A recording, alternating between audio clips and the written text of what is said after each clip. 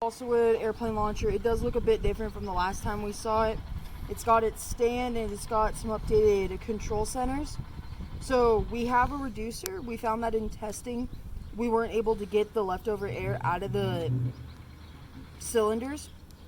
So to help resolve that, we just put a basic ball valve on. And then we still just have our normal on-off switch. Down is launch, up is not. And then we just have our pressure gauge to gauge what we're doing. And we've found with theory and testing that going higher, you get more power out of it. But if you don't have a heavier plane, it won't necessarily go farther. And then over here we have our updated track. And now instead of just being our single piece, it's actually been updated to 4. That way we can clear the stand at the front. And this is here for this band is here to help hold down the end of it. We found while also testing that the launcher was coming up off of it. So we used this to help keep it right on its railing. And then we also put this screw here as a stopper. Again, in testing, we found that if we didn't have this, the plane wouldn't be going forward. It'd be moving back in the track and coming up. And then we also, going on to how we attach to the plunger, we also found that we did try super gluing and that wasn't working out. So we screwed these into the PVC and the metal, and it hasn't affected the way the whole system performs at all.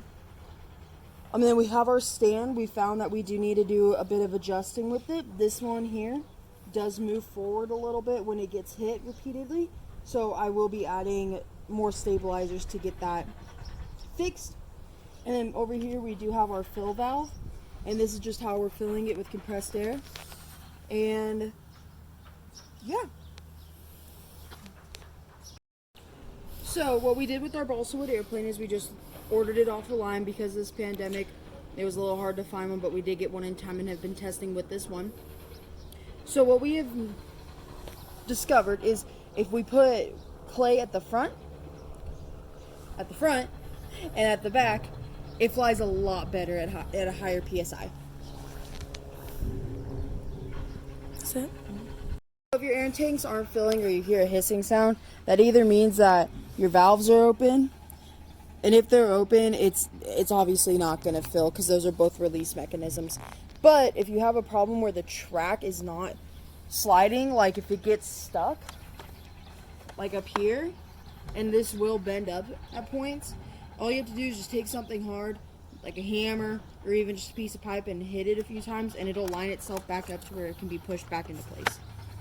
And the bar does move a little bit, so if it gets too far forward at one point, you can move it back and forth, like if you wanted to. There really is no reason to do that, but if you wanted to for some reason, you could. If it's not filling at all, you will want to check your fill valve, and you'll want to check for seals that have been broken. If seals have been broken, then that means that there's air getting into the tanks at another point.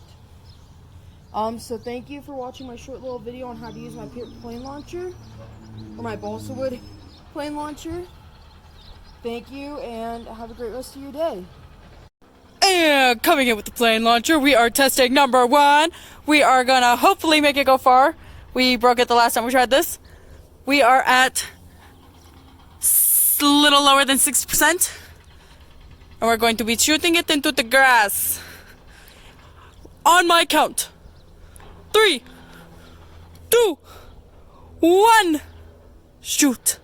Woo! Thank Subsection A, lighter edition, going off from 80 or a little less than 80. 3, 2, 1, shoot. That sucked. Did we break?